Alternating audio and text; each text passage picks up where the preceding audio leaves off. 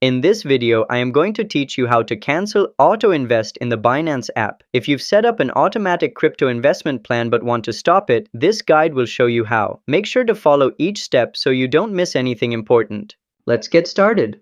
First, click the home section at the bottom of the app. This is where you'll find all the main features of Binance. Then, tap on More to expand the full list of available services. You'll now see all the extra features Binance offers.